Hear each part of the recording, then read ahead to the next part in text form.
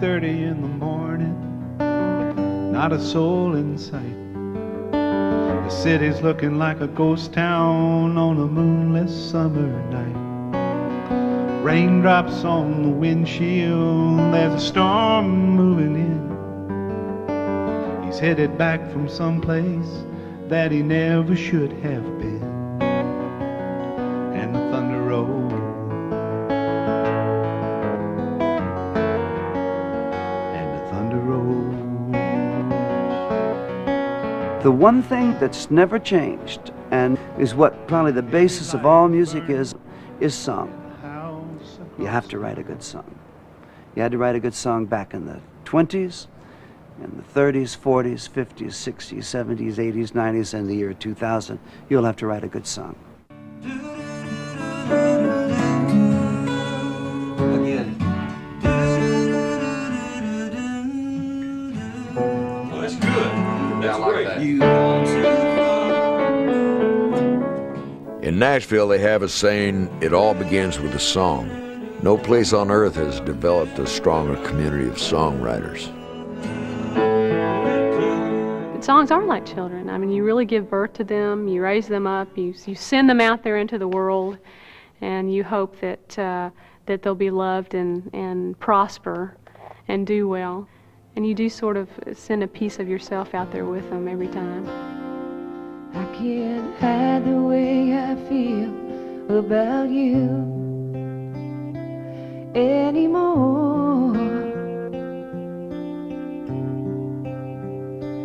I can't hold the hurt inside, keep the pain out of my eyes anymore.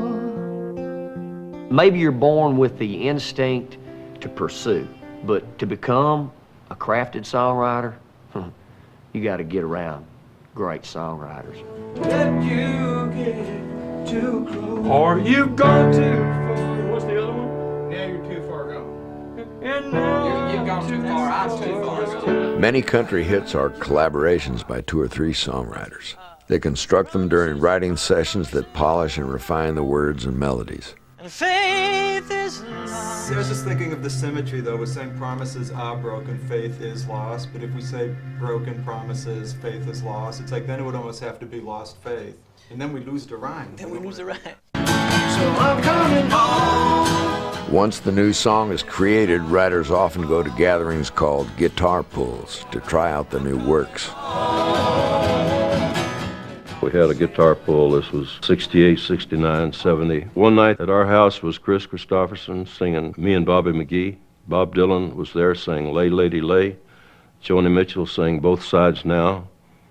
Graham Nash sang Marrakesh Express. And Shel Silverstein sang A Boy Named Sue. The first time anybody heard any of those songs, they were sung that night in our lakeside room here at Hendersonville. Try a little tenderness, a whiter shade of pale. Turn, turn, turn for what it's worth, a long black veil. The most famous guitar pull is the Writers in the Round session that takes place each week at the Bluebird Cafe, a songwriter's paradise. Thousands of songwriters come to the Bluebird. I love to see them come because they've got something in them that says, I've got something I want to say it in an artistic way, I have a feeling that I want to express to other people, and I don't want to be a star about it. I just want to say it. Where have you been? I've looked for you forever and a day. Where have you been? I'm just not myself when you're away. No, I'm just not myself when you're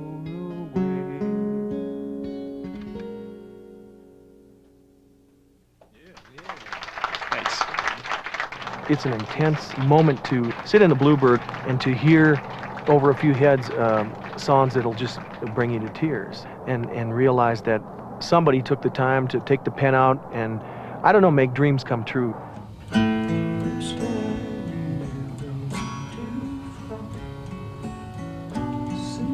down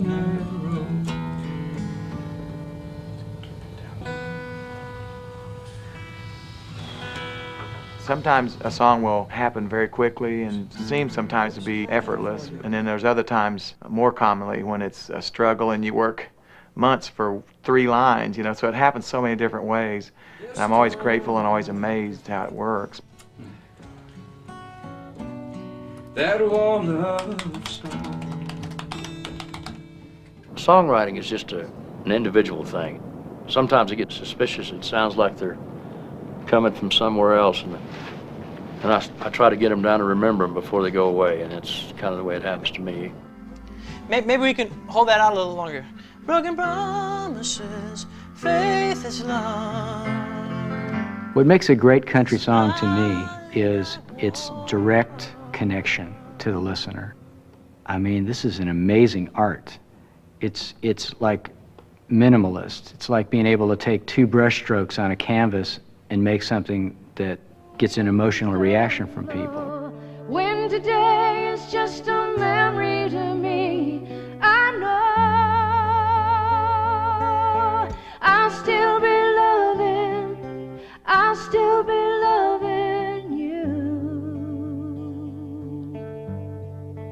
I'll still be loving you. If there's anything that is reminiscent of the folk revival to me about country music, it's Nashville itself.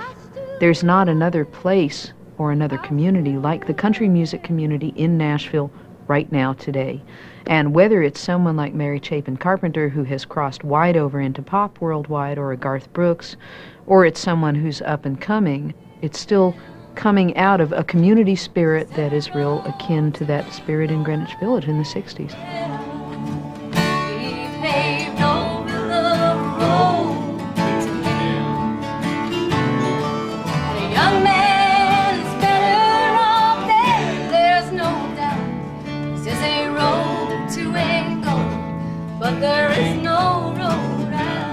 I see this community totally as a craftsman's community.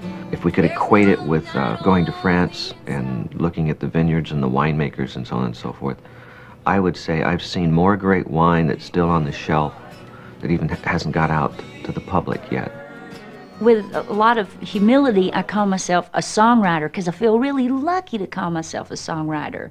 And all these people in the room are such characters, and they all have just this love of music.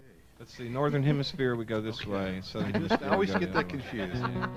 It was like when they was building the Alaska pipeline. If you were going to work on a pipeline, you had to go to Alaska.